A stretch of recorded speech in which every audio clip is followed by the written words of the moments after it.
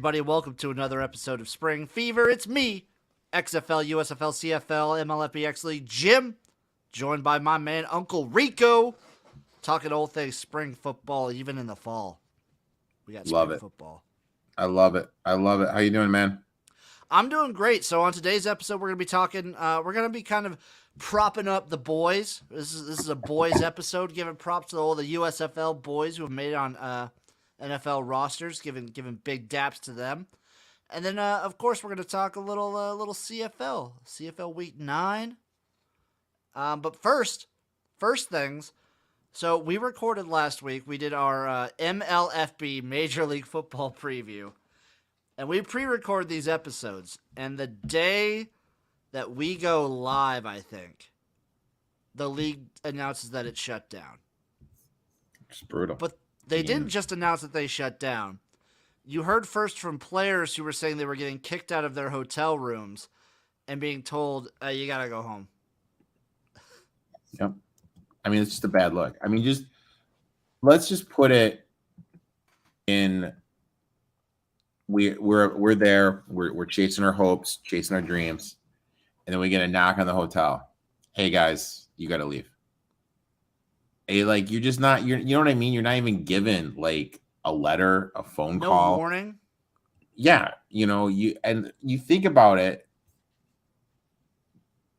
These guys may have had some other opportunities. You know what I mean? Because there are like, let's say, the Arena League or the X League. You know what I mean? Arena like leagues, they could have been going to these XFL showcases. I guess they could still go for the XFL draft coming up, so they haven't missed that opportunity. But you just feel bad. Like I follow one guy in Michigan State. He used to play at Michigan State, and I sent you the TikTok video. I mean, he's like saying, we're getting kicked out. They told us we had to leave. They told us they had to pay. Like you're promised payment on the hotel room, and then you're just gone. Like, honestly, like you and I talked a little bit through messaging. You made the comment, like they'll probably start up in a couple years. If I'm a player, that's going to be in the back of my head. Like, I wouldn't want anything to be associated with them moving forward. I'd rather go to a different league. Oh, for sure. But they've gotten, I think this is the closest they've ever gotten to starting. So maybe if they try again in another 3-4 years, they'll actually play one game. Like, yeah, they did that, what do they call it? The Jamboree. They count that. I watched a little bit of that.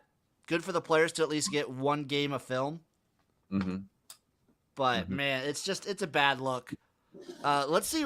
You want to see what the stock's at right now? Jesus. Because MLFB is a publicly traded company.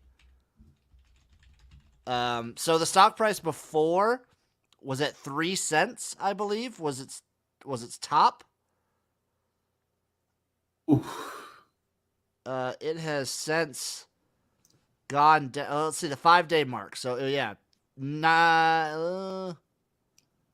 was at 0.0019 at closing today, less than a penny. Not a good look. It was at 2 cents. July 27th, and then the news hit. Boom.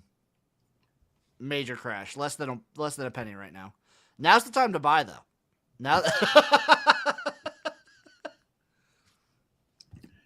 grind it out. So you're telling me I should log into the Schwab account right now and just go ape?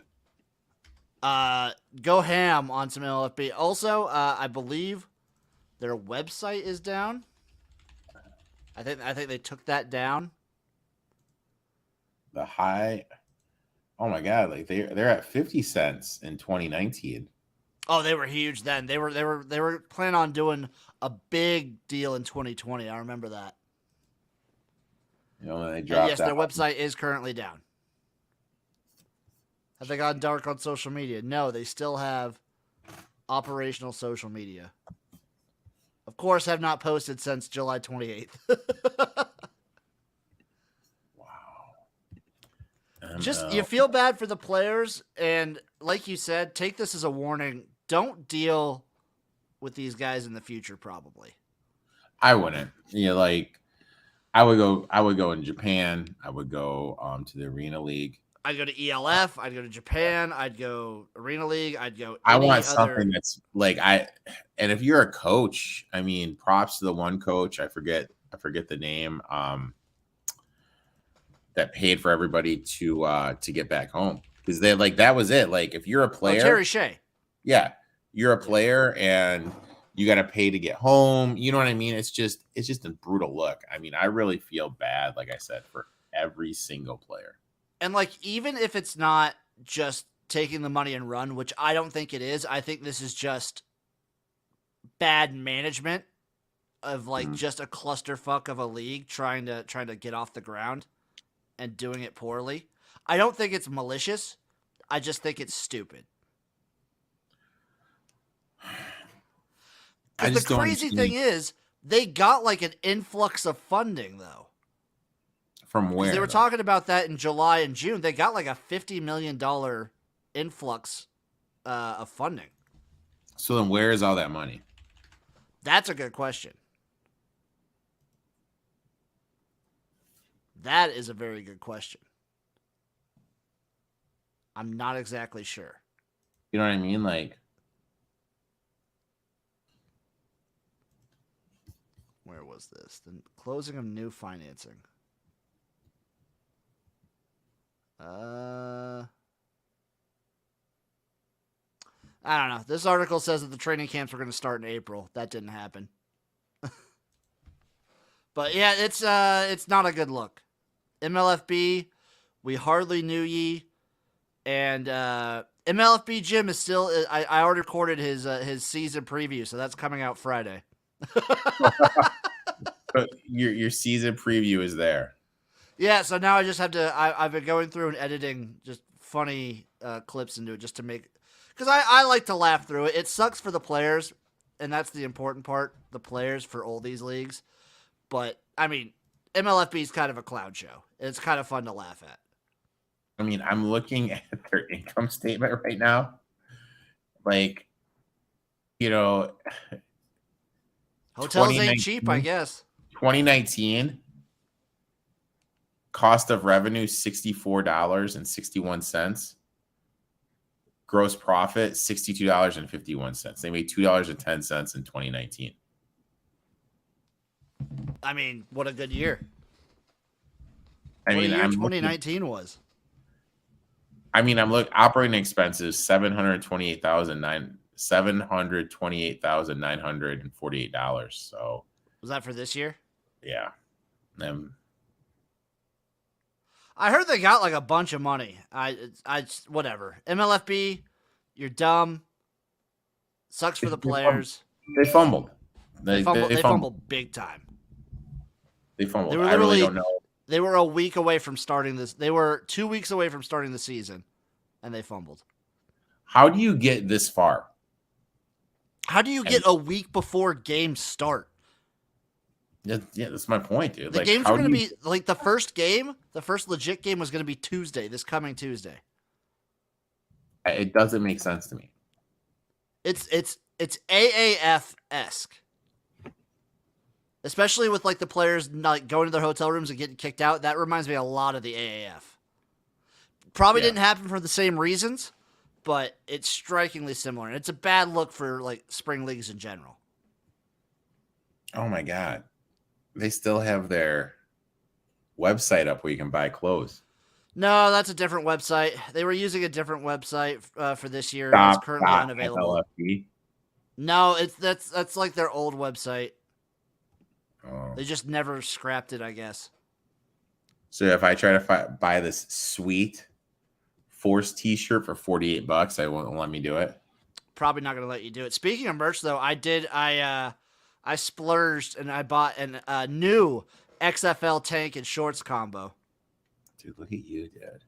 It's not cheap. I don't necessarily recommend it. That merch isn't cheap, and it's not even a lot of bang for your buck. It's just the new XFL logo and nothing else. It's so bad. It's not. It was like $40. Jeez. So like they better be great quality athletic wear, or else I'm gonna be kind of pissed. I'm gonna do a review. I'll do an unboxing video for it. You're gonna do an unboxing? I'll tune into that. I have a. And then when they announce all the team gear, I'll compare and contrast 2020 to 2023. I think I have a Vipers t-shirt somewhere in here. I have one piece of merch for every XFL team. Look at you, dude. I have a couple hats. I think I have a Roughnecks hat and a Vipers hat. I got a Renegade shirt. I got a Wildcats jersey because I like their jersey colors a lot. And then I got a New York Guardians shirt and a DC Defenders shirt. Okay. And obviously I have like a Battlehawks hoodie and a Battlehawks shirt. Excuse me. Okay. What about that shit. I'm looking at Dick's. Went to Dick's, tried to get some old school LA Galaxy stuff. LA Wildcats, excuse me. No dice. Got it? No dice. Yeah, they probably did their big sellout once They like, do have right as a The Rock and Guardian. Danny and all those guys bought it, they did like another mega sale. And I think that's the last bit you're gonna get of the old stuff. Guardians skull cap. They might not. There's not even any Guardians anymore. There's no New York team. They're just fucked. Oh, I have View All XFL and Dick's, and they're showing me a Birmingham Stallions t-shirt. So Speaking of which, I do need to get some USFL merch. I do need to. I have the T-shirt from the championship game, but I need some legit like USFL merch. I need to kind of cop that. Maybe some Muller stuff. Just saying. I'm probably gonna get something for every team. Okay.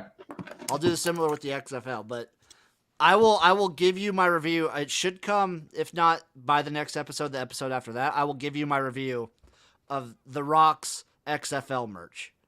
I'm going to say flat out, the design is kind of boring, but if they're very comfortable, I could deal with that. I'm not really that sold. It was $100 for a tank top and pair of shorts. That is fucking absurd. Excuse me. It's absurd. It's crazy town. Like I'll say that right off the bat. It's crazy town. But talking about merch, talking about USFL merch, and people getting paid, USFL had a shitload of players go to the NFL. They did. You want to go down this list? They did. So there's 31 players so far that have gotten picked up. I think I'm excited and interested to see what that number looks like at the end of August after preseason. Yeah, when the NFLs have to final up their rosters. See who's like on practice squad, see who's on active rosters, see who's on who's just getting left at the curb going back to the USFL. There's a couple guys I think that will make active rosters. There's a couple guys that I'm pretty confident in. And those are who? We'll get into them. I will say that when we actually go. So down the list right here. Is that a tease, Christian Sam. I have this list right in front of me. We have Christian Sam, linebacker for New Orleans, to the Dallas Cowboys. Now, New Orleans had like a pretty good defense. They had a really good defensive front, and like Sam was. I wouldn't have picked like their linebacker core to be the biggest standout. I thought the Breakers' defensive line was probably their best unit on defense consistently. And I don't know if I see any D linemen for him. Have a weak defense, just saying. Their D line was legit, though. Their D line was legit. Yep. Then we had Dejuan Neal, D back for New Jersey, who New Jersey did have a good DB field. Yep. They had a good defense and a good offense. So that's a good pickup for the Washington Commanders. The Commanders grabbed like 4 players. They grabbed a bunch. Yeah. Well, I mean, like, I don't understand why there weren't like first cuts aren't until next week, I believe. Have these guys come in. You may catch lightning in the bottle with somebody. Oh, you probably will. Like, so Shannon Stribling, one of the best defensive players in the entire league from Philadelphia, is also on the Washington Commanders. Mm-hmm. I love that move. I think that's a good move for the Commanders. Doug Costin, D tackle, Birmingham, over to Pittsburgh to the Steelers. The Steelers, also, if you remember, if people remember back when, the Steelers picked up a lot of XFL players from 2020 as well. Yep. Especially along like the offensive and defensive line. So that's a very interesting move for them. Jeremiah Parms Jr., D tackle for the Pittsburgh Maulers, your Pittsburgh Maulers, heading to New England. What do you think about the Maulers having 4 NFL players? It just shows how bad their coach was. I mean, the fact that you can put 4 that were there, you know, it just blows my mind. But like the thing I like about the kid Farms is this. Went to Friends College in Kansas City. Mm-hmm. Okay. Undrafted. Played for the Wichita Force of the Champions Indoor Football League. Oh, yeah, the CIL. I didn't even know. Went to the USFL, and now tomorrow, what is he going to be doing? He's probably going to play. On the field, practicing with the New England Patriots, being coached by one of the, if not the best football coach in the world. So my question is, what is everyone else's excuse? You know what I mean? Like, seriously. Oh, yeah. You look at it. This is what the XFL... This is what these leagues are about. Yeah. These guys that go to the small schools, have talent. No one noticed them, and now they're noticed. Now they're getting a shot. For the XFL, this is the best case scenario. Him going there, him making the roster. This is, the USFL, XFL, they can always post to these guys getting like contracts and actually signed to NFL teams and being like, look at what we did. And yes, I will always be a proponent of these leagues like surviving as their own thing, not becoming an NFL farm system. But players are going to want to play in the NFL. And if you could show that you could get them there, you're going to succeed.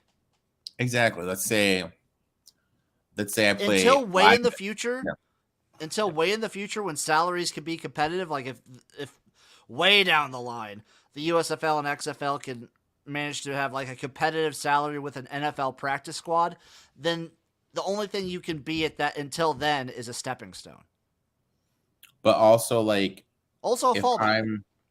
But if I'm, let's say from Ohio, Akron, wherever, linebacker, or like even a small like Northwood University in Michigan, like a small school, didn't get any opportunities. And I have the XFL and the USFL calling, and I have the USFL coming in and saying, "Hey, we put X in. You should be coming here." That is a pretty good selling point. It's a great selling point, and then the salaries being competitive. It's all super. This is a good look for the USFL. Up next, we had the first offensive player, Isaiah Zuber, stud wide receiver from the Gamblers. Like some of these guys that were on like the Gamblers and the Maulers, they didn't get a chance, and the Panthers, they didn't get a chance to shine. But Zuber was a standout. He looked good throughout. He's on the Raiders now. Yeah, I mean, Raiders are loaded, and like it just takes one opportunity for you to get in there to do something. So, and the more important thing is you made the comment earlier, like when we were talking about the MLFB, you have tape. These guys have tape. Come on. It's not even that. Like the fact that these guys are probably going to get shots during preseason games to show off for these rosters, they have the advantage of they've already played a full season of football. Yeah. They're not like warming up into football shape. They played a full regular season. Some of these guys a playoff. Yeah. They're fucking ready. Isaiah Brown, DB for New Orleans, also on the Raiders. Love that. Sal Cannella, tight end stud for New Orleans for the Packers. I like that guy. Packers always find these guys out of nowhere that just come in the guy's a big guy, he's a reliable guy, can catch the ball. What is there not to like? You might see some Cannella Rodgers chemistry. Yep. Vic Bolden Jr., Birmingham, fucking stud wide receiver, stud returner to the Cardinals.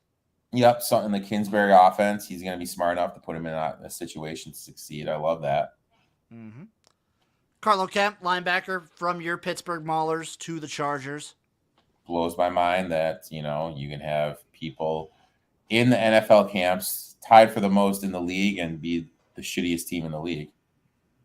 It's a rough life for Maulers fans. First quarterback taken, Luis Perez, my boy, Louis Perez from the Generals. My man. I mean, heading over to the Rams. He's heading. I think he's heading back with the Rams. I think he's been with the Rams before. Really? Ugh. Let me see. I'm pretty sure he's been with the Rams before. Yeah, that was his first team. 2018, he was with the Rams for the practice squad. Yeah. I mean, I'll be honest. Like, he'll be probably on the practice squad. I mean, you got Woodruff and Bryce Perkins in front of him. I mean, he'll be a practice squad guy. Oh, he'll be a practice squad guy, probably for sure. The Wolford wagon will be unchained eventually. Yeah. But you also had quarterback Kyle Sloter to the Jacksonville Jaguars. Will we see him? So this episode is coming out at 4 p.m. on Thursday. Will we see him during the Hall of Fame game? Yeah, because Jake Lutton's going to play because Lawrence isn't. You got CJ Beathard, who maybe will play a snap. Kyle Sloter is going to be playing like the majority of the second half of the game. He's going to show out too. I just believe it. He's a preseason champ. He used to dominate preseasons back when he was like on NFL squads left and right. Dominic Davis, D tackle from Houston, over to the Bengals. Tigray Scales, also linebacker from Houston, to the Bengals, to the Bungles. Mm-hmm. Love that move. Rashard Davis from the fucking Bandits. He was pretty good too, over to the Jets. Yeah. Osiris Mitchell, Birmingham, Green Bay, Lance Lenoir, Bailey Gaither, Tino Ellis, Garrett McGinn, Isaiah Hyman, Cavante Turpin, of course, already got a contract with Dallas. Straight cash. He got straight cash. He got paid. Bug Howard to Tampa Bay. Could we see Bug Howard? I think Bug Howard's one of the guys you could see making the roster. Good tight end, great pass catcher, big body. Tampa Bay, no Gronk. You know, they got Harvard's finest, though. Cameron Brate lurking. It's true. Watch out for Bug Howard, though. Sage Surratt, wide receiver, going to the Chargers. I actually like Sage Surratt quite a bit.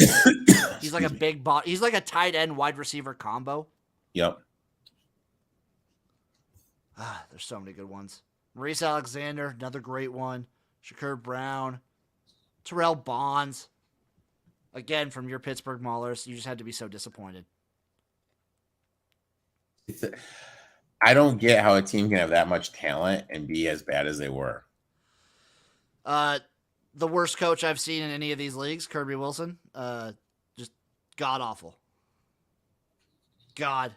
Makes zero sense. Awful. Moving away sense. From the USFL and United States as a whole, we have some CFL to handicap, my friend. We got week 9 of the Canadian Football League. I hate Thursday night game, my friend. I hate it. Major Thursday night game. Winnipeg Blue Bombers versus the Montreal Alouettes. Bombers 4.5-point favorites, -220 on the money line, +180 for the Alouettes. Over under set at 47. This line's moved. It was Bombers -5.5 just a day ago. I would lean Montreal. Washington, Winnipeg's coming up, of being the Stampede. I definitely lean Montreal here. I'm all over the Bombers. I think Montreal is kind of falling apart. I don't like them. And I think Winnipeg's playing the best ball they've been playing all season. I think Zach Claus is unleashed. You don't think they're due for some regression? I don't. They kind of regressed 2 weeks ago when they played the Elks. And they still dominate. I think the Elks and Montreal Alouettes, Montreal puts up points, but their defense is non-existent. I think Winnipeg wins this one by 7 or 8 in a shootout. I like the over, too, quite a bit. You like the over, really? I like the over. Montreal just plays in overs. They're due now because they didn't have one last week. They're due. Okay.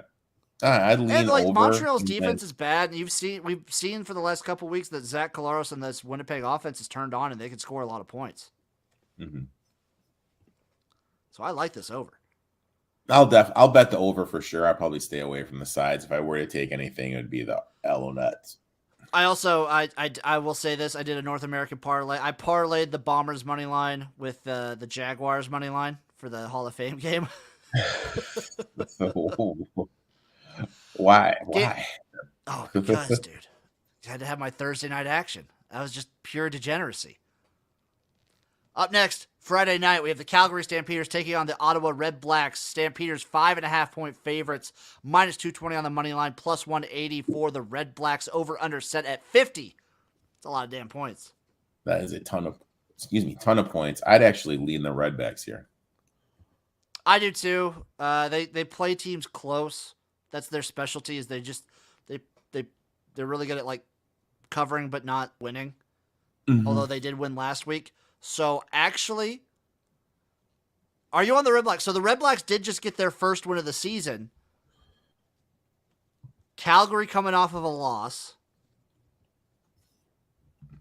I've been flip-flopping on this one. So, because, do I want to fade Ottawa after their first win of the season? All right, so the Blue Bombers played the Redbacks in week 1. Correct. That was with a different quarterback, to be fair. Week 2, they didn't cover. They played the Redbacks week 2. Week 3, the Red Blacks didn't have a game. Mm-hmm. Week 3, they played the Tiger Cats. Tiger Cats were favored against the Elks. God, these hiccups are killing me. Didn't cover. Week 4, they played Toronto. Toronto didn't play a game. Week 5. Week 6, they played the Stampede. Stampede didn't play a game. So I guess my point is with all this is we're not seeing teams cover the following week after they play the Blue Bombers. That's fair. And Ottawa usually keeps it close. Is that a trend? Or you know what I mean? Because they're so good defensively and physical? It could be. I think my favorite play on this game, though, is the under. The under 50 is probably my go-to. If I lean one way, I think right now I'm leaning Ottawa, but I like the under 50 just because I don't like Ottawa's offense, and I like both these teams' defenses quite a bit. Like, this Ottawa defensive front is fantastic. Huh? I'm going to take the 5.5 of I'll take the 5.5, and I'll take the under 50. I like those two. I can't do that. I can't do that. Because these games. I know. Don't let me talk you into totals. I'm not. I'm just gonna take the Redbacks. I'm gonna take the over in the first game. Game number 3, the first Saturday game. Hamilton Ticats go into Toronto to face on the Argonauts. Argos 2-point favorites, minus 130 on the money line, plus 110 for the Ticats. Over under set at 45.